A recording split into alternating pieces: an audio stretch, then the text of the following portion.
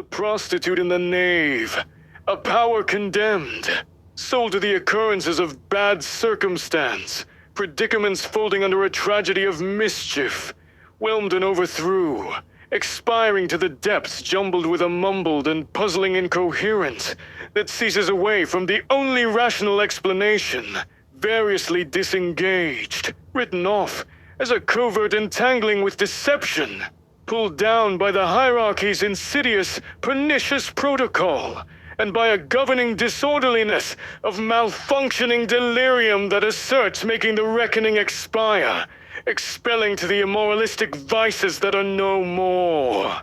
A rumbling twist, buckling a distortion of unruly lawfulness. Fear crippling the advents, conspiring to their hideous intervals, devastating with what the happenstances makes, at the disadvantages of contradiction deceiving by them, with an openly made distortion, only to be deviated with the intolerable subsequential imposition imposed to the dismantling thrift of alliances hooded by the rivals' fraudulence making a duplicity inflict. They mingle with a warped illusion.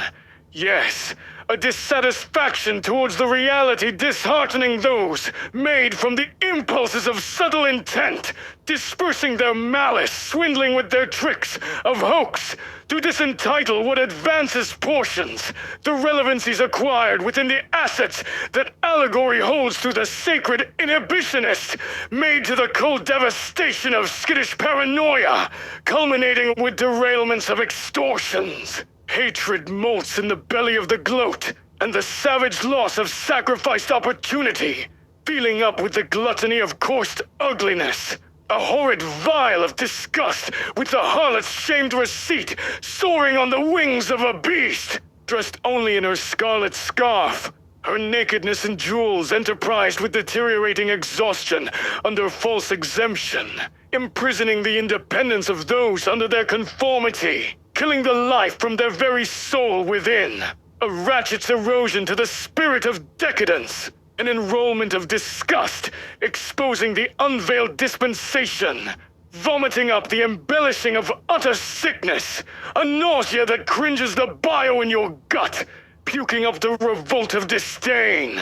Salvaged in their sin with a volatile upheavaling with sacrilegious desires, a fetid malodorous stench striking their senses, nauseating the heart with a decrypting, reprehensible stillbirth, invoking the sickness to the very souls disassembled, heaving sicknesses, a gagging death poised to the rotting reek of miasma.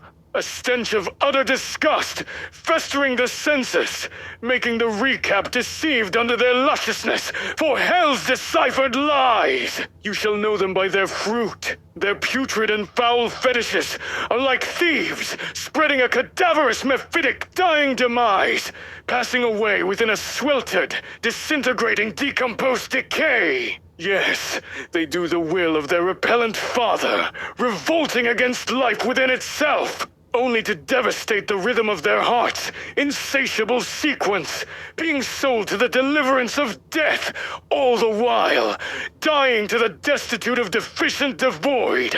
God is devastating them under their wreath of deviltry, only to soak them in their very own maliciousness by the adversity of demise. Now, you should falter and cease to exist. Wild grace is falling, and out from their lips they practice dishonor. They believed they are cradled and protected. But this I say to them, you will not be apprehended. You will know you're wrong. And with a zealous redemption for God, I say to you, burn to the stake of your injustices.